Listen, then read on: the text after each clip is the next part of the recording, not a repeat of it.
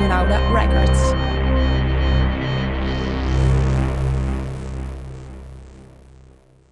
Hi dear Argonauts, hope you are doing well. Here we are with the fourth episode of Argonauta TV, and we start again as we did in the last episode with an Italian band. Megatherium is a doom sludge band from Verona, Italy. Since its beginning in 2011, its sound is a deliciously dark blend of metal and sludge, crammed full of powerful yet clean vocals, scorching low-tuned guitar riffs set at full volume, bone-crushing distorted bass and tumultuous drumming. Being part of a Megatherium live show is like being run over a huge wall of slow and heavy distorted groove, hitting the listener like a sledgehammer. In the middle of this arena of riffage and rhythm, vocals stand out with a mix of sludge roar and clean melodics, supported by a clever use of keyboards and samples. This is the eye from their latest effort, God.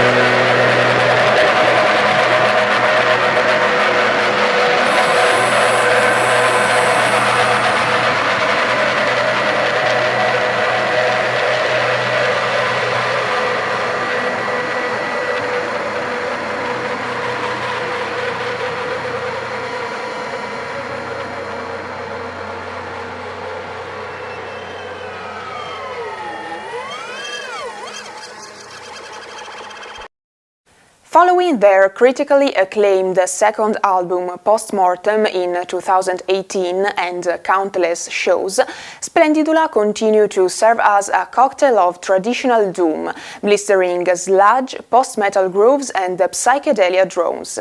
Big riffs meet pounding beats with atmospheric passages that will lead you into a wild, heavy and psychedelic wonderland, while the bewitched vocals by front lady Christian and guitarist Peter's harsh screams create a haunting vocal contrast.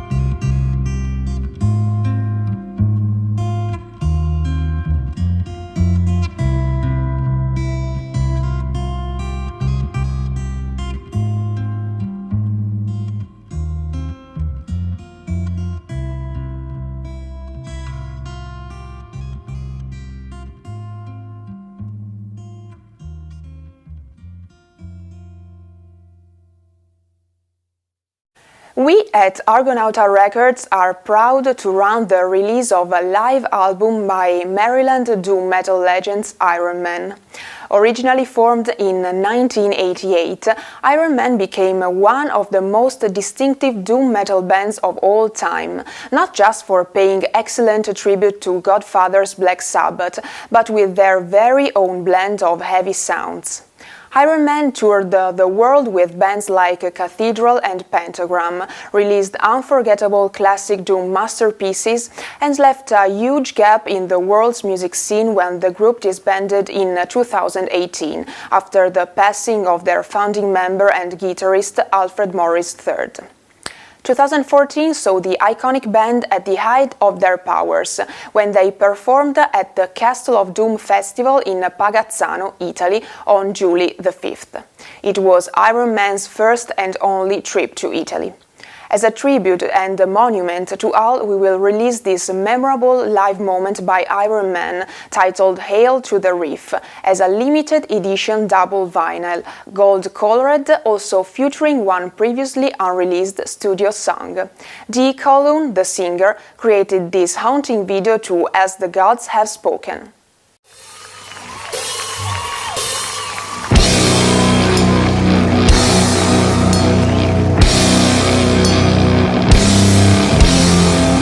Let me hear you!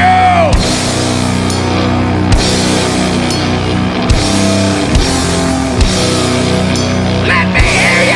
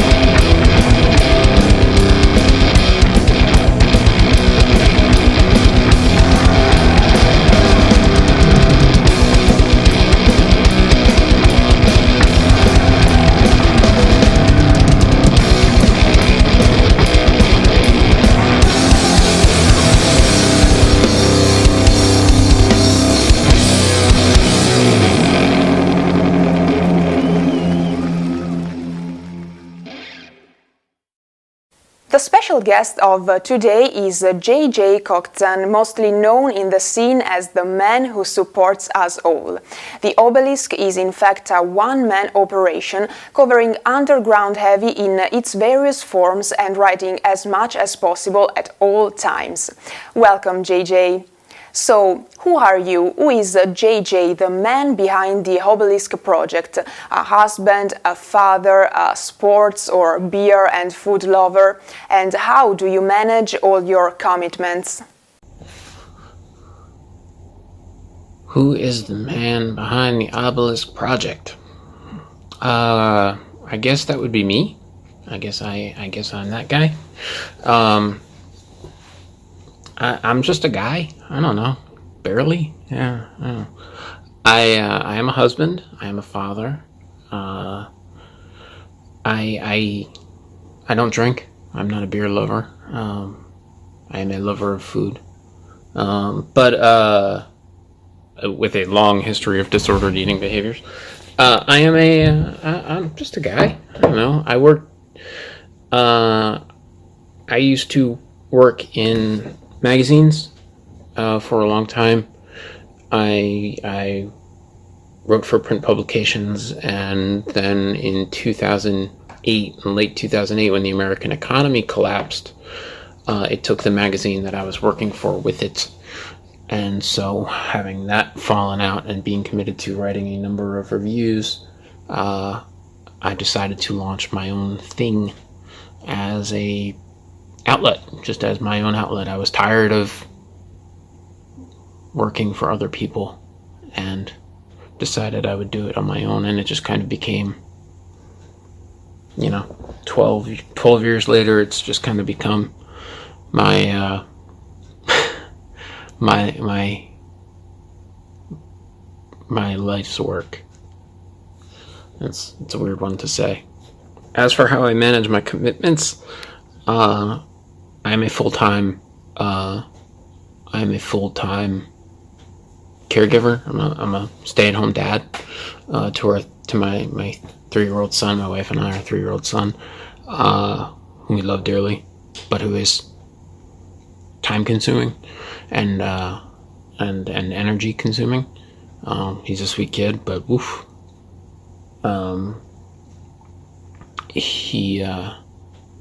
He's started preschool, but with COVID, everything is all screwed up. So time management. I write as much as I can whenever I can. That's the easy answer, is I just do as much writing as possible at any given moment. Sometimes that looks like me getting up at 4 o'clock in the morning. Usually nowadays it's more like 4:30, 5 o'clock, 5:30 if I'm feeling lazy.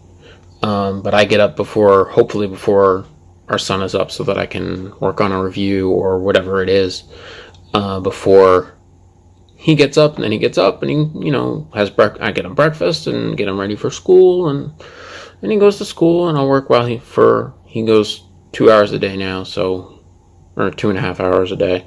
So I have that time. Most of the time, although COVID has screwed that up too, because then there's remote school. It's all a mess. The easy answer is I write when I can write, and I try not to take on more than I can do, though I fail at that all the time. What first got you into music? Do you sing or play an instrument, or you prefer to write about music? Can't really remember a time when I wasn't into music. When I was little, my father played music a lot. My mother liked music. There was always music on in the car. When I was a kid, my older sister was into music, and it just kind of was a thing. I don't actually play an instrument. I'm terribly uncoordinated. I sang in a few bands over the years, and have kind of started inching back into it a little bit. But I am no singer by any means. I don't consider myself a musician or even a vocalist really anymore. Writing is the thing that I want to do most.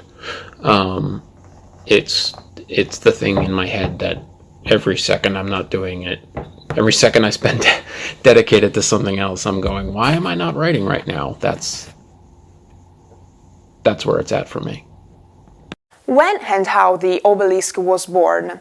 Did you expect this impressive feedback from people? Yeah, the Obelisk was born January 31st, 2009, I believe, in my mother-in-law's house, where we were living at the time. After I was working at Metal Maniacs, was the magazine I mentioned earlier, in New York City, in 2008. It says happy birthday behind me, so happy birthday. It was 2007, 2008. I worked there, and then at the end of 2008, everything went to crap in the U.S. economy, and print industry, of course, was already lagging because of that pesky internet. And so I basically decided to switch teams and be on that pesky internet. I was very, very burnt out and very, very bitter about the music industry, and in some ways I still am. Sort of very cynical about the music industry and kind of the give and take, what's the word? I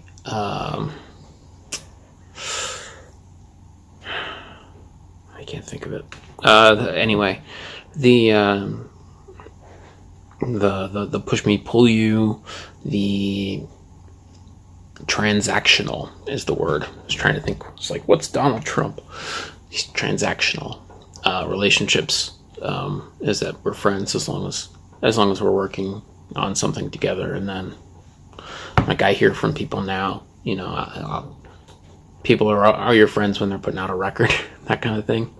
But I mean, that's the nature of the business. Most of the, in almost all cases, I don't take that personally at this point. I'm a little bit over that, but at the time I was very, very, very bitter about it. And I think especially now, and I just wanted to kind of write about things that I'm passionate about, and that's what the Obelisk is and kind of has become. The bottom line as regards feedback is I am incredibly, incredibly fortunate to have what audience I do. I consider what the Obelisk does to be kind of a niche within a niche within a niche, right? You have music, music is super important as long as you give a shit about music, and then if you don't give a shit about music, it doesn't matter to you at all. You can go your whole life without ever listening to another song, and people do, and listening to a song on purpose, and people do, and that's their life, and they have other stuff going on. So music, and then heavy music, and then what I do, what I cover, what I think about, what I care about. So all of that is sort of divided. That there's anybody who gives a crap about any of it, let alone what I think about any of it, is tremendously humbling, and not something I take for granted, and not something I look past. Like, it is hugely important to me, and a big piece of why I do what I do, as much as I do. I try, I'm not very good at engaging with people in any form. There's a reason I'm the guy who sits on his laptop all the time and reviews records. It's because I suck at life, and I try to engage with people. When someone engages with me, someone says, "Hey, like what you do," I say thank you. But yeah, in general, I am deeply, deeply appreciative of what people say about the site, generally, and very, very. I try to live up to that. I try to be worthy of that in what I do. I don't know if I always get there, but it's something I try. What do you think about 2000s heavy music, and which differences it has with the 70s, 80s and the 90s? It seems to me that obviously the biggest difference between heavy music since the turn of the century or heavy music in the 70s, the 80s and the 90s, the biggest difference is the internet. And what has changed is how we consume that media and how we engage with that media. If I like a song now, I can send that band a message 2 seconds later and hear back from them 2 seconds after that, if they're around and feel like answering. But that difference is amazing, and has completely changed how we engage with art and popular culture and all that stuff, and creative work, including our own creative work, including something like this. So it's huge, and it's hard to kind of even compare it to what has come before. Aesthetically, everything comes in ebbs and flows. I think heavy music right now is absolutely saturated with bands, and there are more coming. I said the same thing in 2012, and an entire generation of bands has come along since. So every time I think it can't get any bigger or broader, it does. So I would expect that to continue based on the opposite of my brain, which is usually a pretty good indicator of things, the opposite of what I think. But yeah, I if you sort of look at, and this kind of, if you sort of look at the progression of rock and roll into psychedelia, garage rock, into heavy rock, into progressive rock, into arena rock, into krautrock and prog and psych rock and no wave and new wave and no wave and punk and metal and I don't know, and doom and stoner rock and all that stuff and grunge and whatever. Of course, obviously I'm jumbling times, but yeah, I mean, one thing feeds off the next, as it always has. But I think what's really changed since since the year 2000, and kind of especially even in the last decade, with the sort of broader democratization of broadband media and mobile media consumption has really is that it's a technical change, especially in rock and roll. So much of what we're still engaging with is dudes holding guitars. It's what they're doing with them is different sometimes, and sometimes it very purposefully isn't, and that's a different thing. But a lot of it is the experiential end of music, and I think that extends even to concerts, when concerts exist. So COVID changed everything. Also, the music biz has been impacted. Bands cannot play gigs, fans cannot attend them, and labels, agencies and venues are trying to find alternative ways to keep the music alive. What is your view? My view on COVID and how it has changed everybody trying to find alternative ways to keep the music scene alive. I think it shows the persistence of creativity. I think it shows how crucial art is to both the people who make it and the people who are driven by the experience of it. I would count myself in the latter category. It's sort of, though I don't know if that's true. I don't know. I consider the Obelisk a creative work, so maybe. I don't know, but I can do it at home, so I'm lucky in that regard. I don't have to be on a stage to do it, or in a studio surrounded by other people. But people finding alternative ways like live streams, and of course is the obvious example. But I think what's interesting that we're seeing this year, and will continue to see this year, is sort of a boom in live albums, as people sort of translate their streams into recordings or go into their archives. There's already a few releases, more than a few releases like that out there, and I think what's going to happen more and more this year is you're going to start to see the sort of COVID era manifest in studio works. We've already seen a ballooning of COVID era projects and collaborations that wouldn't have happened without COVID. So at the same time, people are trapped in their houses. That forces a new kind of creativity to take shape.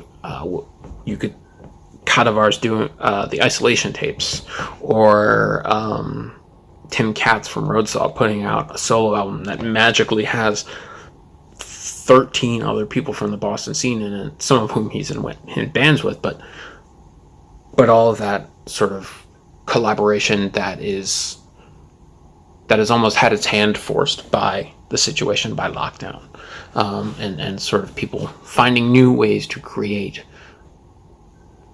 as a response to what's going on around them in the world. To an extent, that's always how it's been. There's a certain amount of shakeup that's happening. Some of it's good, some of it's very bad. I count the closing of venues as bad. Art will be art. You can't kill it. Nothing can kill it. I mean, there. As long as there's the species, there will be art, of one sort or another. But what that looks like on the other end of this, I'm not really sure. I think this summer we'll see a lot of outdoor shows. I don't know how venues, as they were, come back with limited capacities and expect and make any money. I don't know how that survives for at least the next few years. And if it can't make it through the next few years, I don't know how it survives at all. But humanity has a habit of forgetting. And so I suspect once the vaccine is wider spread, people will be eager to re-engage with live music, and I know I will be at that fucking show, whatever show that is. I will be there. So we'll see. No one really knows. I certainly don't. But I think even if the attitude has changed in that people appreciate it more, that's an effect of what has happened. So. The heavy music fan seems to be older and older. Is there any way to involve younger people, or we are losing them due to trap music? Any tips for who wants to start a band? I agree with you. The heavy music fan is older and older. Yes. I have seen that. I think album-based music, I think rock and roll is an older art form at this point. Rock and roll, if you consider rock and roll starting in circa 1950, it's been 70 years. It's pretty impressive that it's lasted as long as it has. And the reason it's lasted, of course, is one generation passing it down to the next, and I think that will continue. As to the scale of that, I don't know.